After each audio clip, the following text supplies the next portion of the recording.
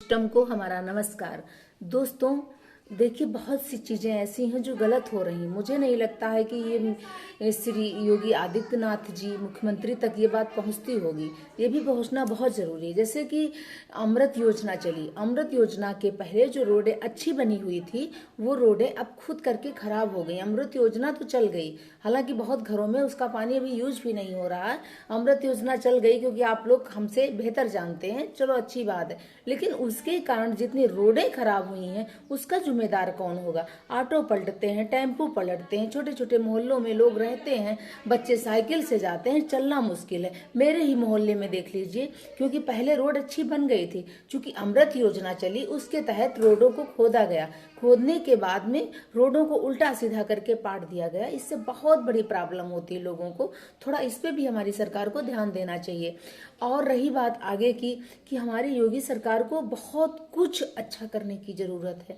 जैसे कि बहुत अपराध हो रहे हैं, मुझे नहीं लगता है कि ये सरकार को पता है कि नहीं पता, मुख्यमंत्री जी को पता है कि नहीं पता। बहुत चीजें मुझे मालूम है, क्योंकि मैं एक साधारण परिवार की, मैं कुछ कर नहीं सकती हूँ, मैं किसी से कह नहीं सकती हूँ, मेरी बात कोई सुनेगा नहीं। इसलिए मैं सोचती हूँ कि हर एक अधिकारी जो सरकारी कर्मचारी है या प्राइवेट है, उसकी संपत्ति की जांच शुरू कर देनी चाहिए कि आखिर इसके पास ऐसी संपत्ति आती कहाँ से है। ये कोई काम भी नहीं कर रहा, कोई बिजनेस भी नहीं कर रहा, और इसका पैसा इतना आया कहाँ से। दूसरी बात, वो अधिकारी जिनकी निर्धारित वेतन है उसके बावजूद वो बहुत कुछ कर ले रहे हैं, तो वो कहाँ से कर ले रहे हैं? उनकी एक जांच होनी चाहिए, तब जाके हमारा भारत सुधर पाएगा, ऐसा मुझे लगता है।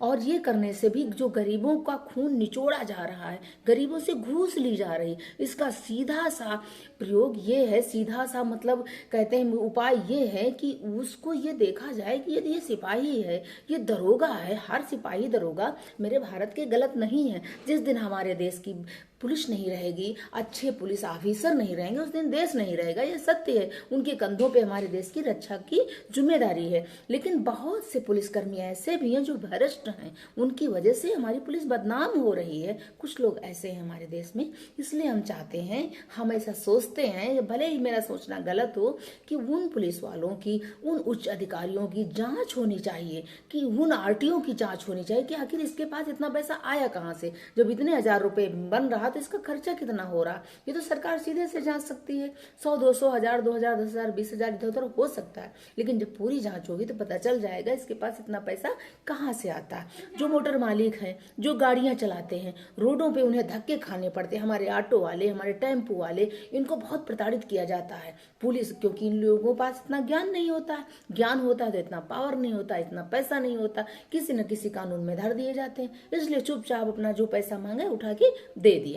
इसलिए एक निर्धारित काम कर दिया जाए तो बेरोजगारी भी मिट जाएगी, क्योंकि जो सरकारी